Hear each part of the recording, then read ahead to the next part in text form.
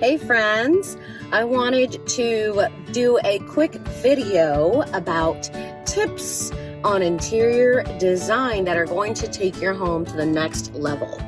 I know right now we're all stuck inside and really wishing that we could refresh our homes, or maybe you're thinking about putting your house up for sale, or it could be a multitude of different things. You're just tired of looking at the same old cabinets. I'm having the same issue at my house. So I'm going to give you 5 quick things that are fairly inexpensive that you can do to go ahead and change things up and refresh everything you got going on at home. Number 1, paint. So a lot of people are scared to paint wood, and it's scary because they don't know the process, how it's going to turn out, the finish, all of that. So I would recommend if you go to any credible paint store, or even Lowe's or Home Depot if you really want to go there, and talk to those paint specialists. They are literally there for you to say, hey, I want to paint a vanity. That's one of my tips. Paint your vanities. If you don't have the extra cash to get a new vanity, then just paint it and reglaze the top, right?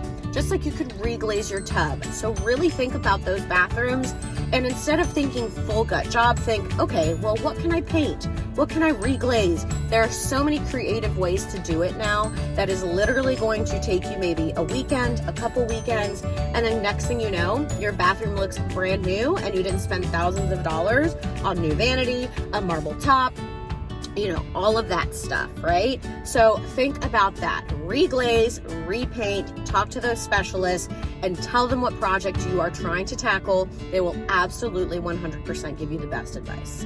Most times, right?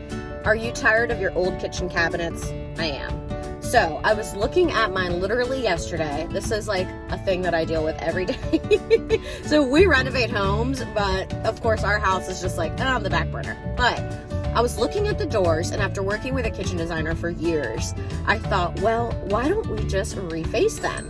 AKA take the doors off and put new doors on. A new door that's literally not stained.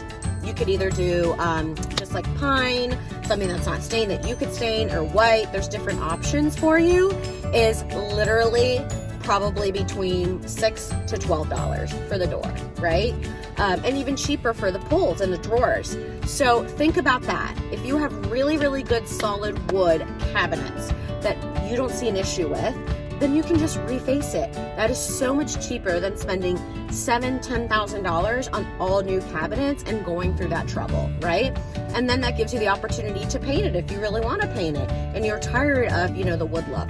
Personally, I was a little bit fed up with it, but it's coming back in style. That walnut, those deep wood tones, they just make the house feel warmer. I love a good white gray kitchen, but personally, I ended up wanting to keep my walnut cabinets. I actually really love them. What I don't love is just the face, because you can see the trim, which is a big thing. So look at your cabinets. If you can see the trim, then they're probably the older ones, and you can just change that look and make it look up to date and new and renovated if you literally change the doors to the ones that cover the overlays, right? So those little tiny details are things that you don't really think about that can have a huge impact. I would say next is wallpaper. So there's so many options out there now. There's peel and stick where you don't have to prime the wall whatsoever, okay? And it's just so easy. Amazon has it, Home Depot, Lowe's, everywhere. That's literally what we did with C's room when we converted it from nursery more to like a toddler room. I wanted a really beautiful pastel beige gray, like floral wallpaper wall, like as an accent. And that is so beautiful, quick. You can do it in a weekend. Again, and you can even really do it by yourself if you are really up for it, right? So think about that. That's great as an accent wall, great in bathroom walls, little things like that. If you're trying to highlight an area, for example, we have like a bar area near our living room, pretty much adjacent to it, and there's shiplap wallpaper. You could do that. Things are fairly inexpensive when it comes to wallpaper, and they make a huge impact.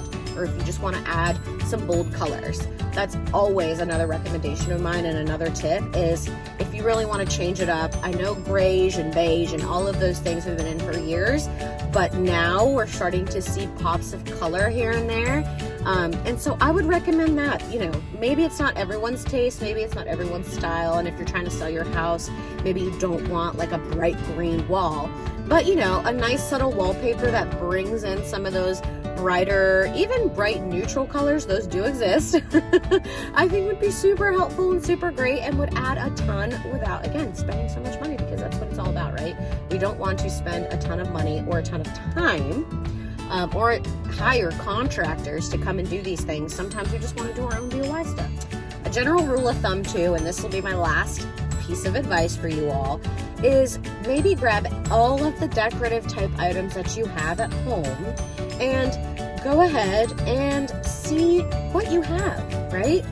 If you look at it together, maybe you can start to put things in different areas and start compiling them and making a whole new decorative item. So for example, I had like a wooden basket kind of thing that was just sitting there. It was really beautiful, but it wasn't doing anything, and it was just taking up space. And I had a wreath that I really loved, but again, it just wasn't doing it for me. I had to change it up. So I put the wreath, I glued it into the basket, and it literally transformed both of those items by fusing them together and brought it to new life, right? And I found a perfect spot for it. So think about that. Look around your home, maybe start with the downstairs and then go to the upstairs and see what you have laying around. Bring it all together. I like to do this probably every 3-4 months and see what other things you can come up with. Maybe you can paint something a different color and that'll change it up, and you can put it in a different room and you'll love it again. You don't have to go and purchase anything new necessarily. Just have a hot glue gun, your creativity, some Pinterest, reach out to me if you want. All of those things will help you along the way, and YouTube, right? And then my last and final point, y'all, is curtains and window treatments. I know some of you may not love them. I'm a huge curtain person. I think curtains really make a room and finish it up and dress it up. It's almost like you have the whole outfit on ready to go, and then you put on that lipstick and boom, it takes it to the next level. That's kind of how I feel about curtains and window treatments. Blinds are great too. I'm not a huge fan just because I love light, but I get it if you love them. They're beautiful too. Those are expensive. But if you want to just maybe change up the look again of a room, go to your local, thrift shop, Ross. I mean, all of those places, right? TJ Maxx, anywhere that has like that living room area where there's the towels and all that awesome stuff, and you will find amazing curtains, right? For half the price. So think about that. Change those curtains, change those towels, those little things that you stare at every day, that maybe if you change the color, change the pattern, maybe brought your curtain rods up a little bit to heighten the room, make it super high, feel taller. Those are little things and little adjustments that you can do again on a weekend, a couple hours, and you'll literally be like, wow, this room looks 100 million% different. So that's it. That's all I got for you guys today. I hope that you subscribe to my channel. I hope you found these little tips and tricks, helpful. I hope you can bring your house back to life and love it again. Or if you're just trying to put it on the market and get a little more bang for your buck, which it's a seller's market, so, that's pretty easy right now. But, those are little things that will make huge change in your life, will improve your mood, will just let you see things a little bit differently. I hope that helped. And again, thanks for tuning in. Drop your comments below, like it, follow me on all my socials. And again, thanks for tuning in, y'all.